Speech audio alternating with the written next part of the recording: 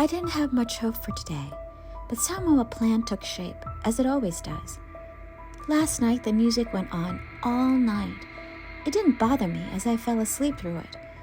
But now I am feeling tranquil as I am away from crowds. I am strolling and adventuring, being curious and in the midst of quiet spaces. I can breathe again. And yet, the sadness is creeping at the edges, for I am getting closer to the end.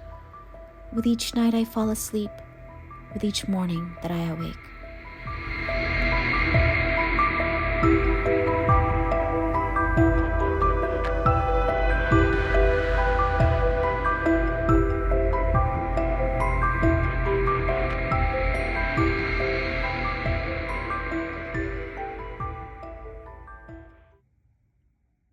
This morning, I suddenly remembered it was market day and ran down the stairs and out the door. I only meant to buy fresh mint, but I saw the chives and had to have that. Then saw the cherries and gasped. Dark red, plump, and irresistible. I had spent most of my euros on yesterday's festivities. I emptied my coin purse and showed the market man my remaining coins. 4 euros spread out on my open palm, and pointed to the cherries like a hungry orphan out of a Dickens novel. The market man nodded and bagged me exactly 4 euros worth. I have fresh mint again and chives for my eggs, but best of all, cerise. Ah, cerise, those ripe red beauties.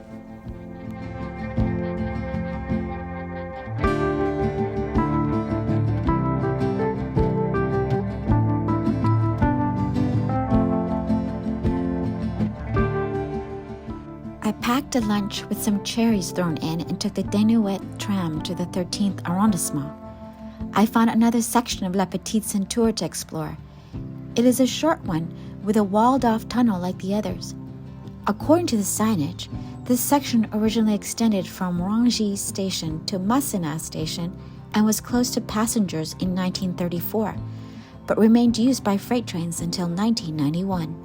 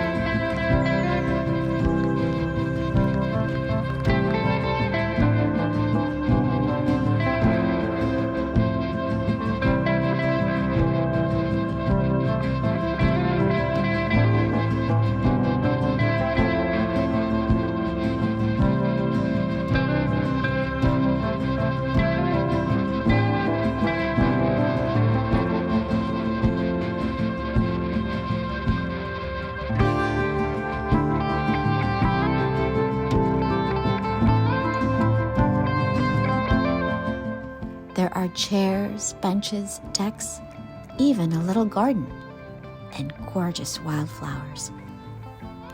I hope it's not illegal, but I just could not resist picking some lovely ones and putting them in between the pages of my thick book. I do hope they survive the trip home. I imagine opening the book months, maybe years from now, and coming upon these dried flowers and smiling in remembrance of today.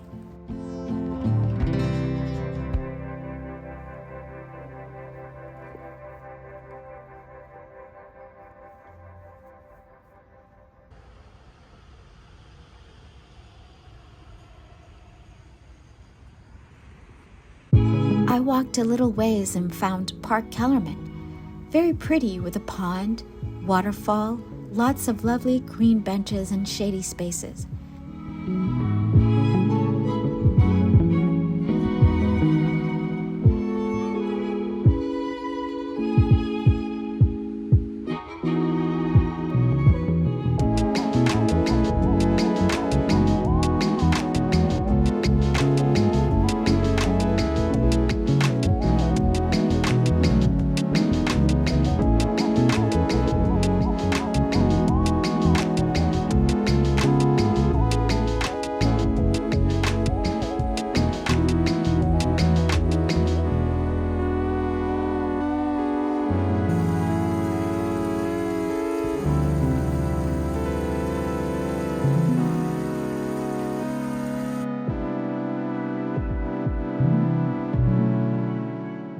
had my lunch of shredded chicken, boiled eggs, and crispy green peppers.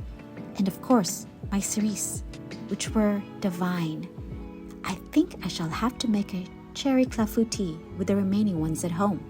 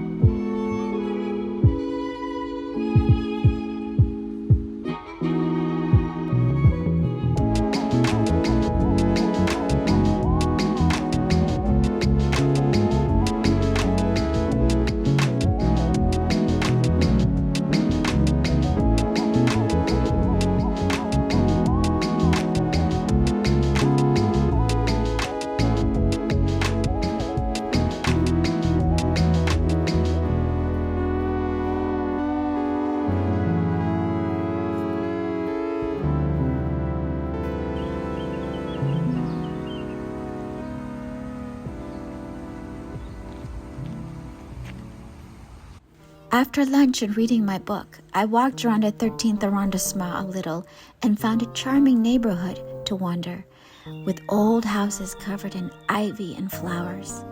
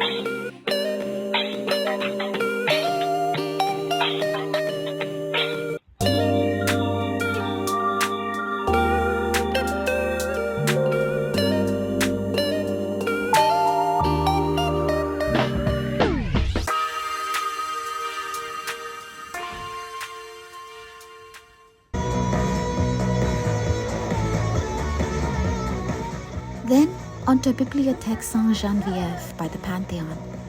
Fête de la Musique appeared to still be going on there as a band was rocking out in front of the Pantheon.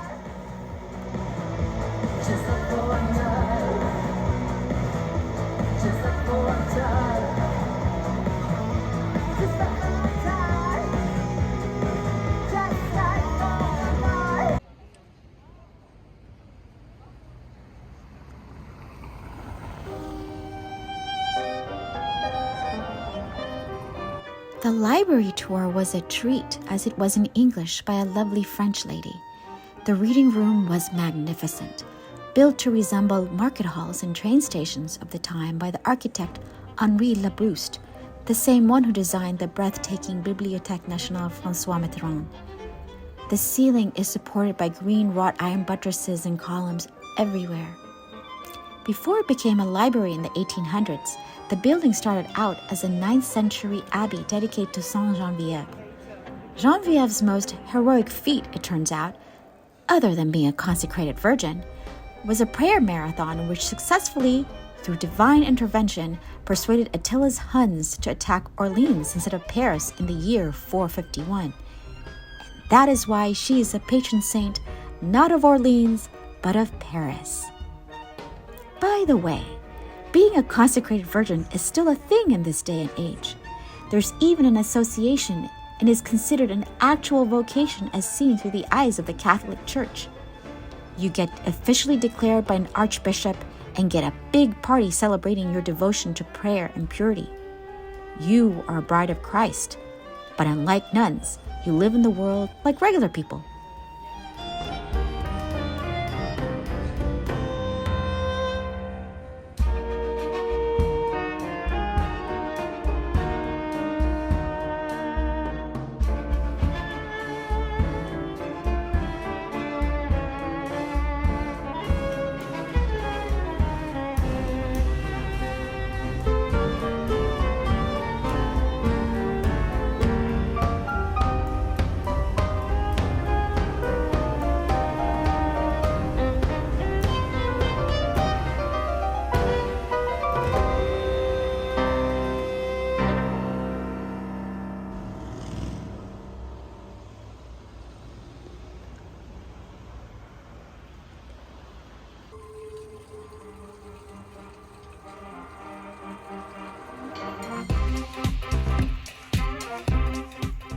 After the library, I went home, and as an antidote to all my exertions and traipsing around all over Paris, made myself a virgin mojito in deference to Saint Genevieve and the consecrated virgins, with fresh mint I bought this morning.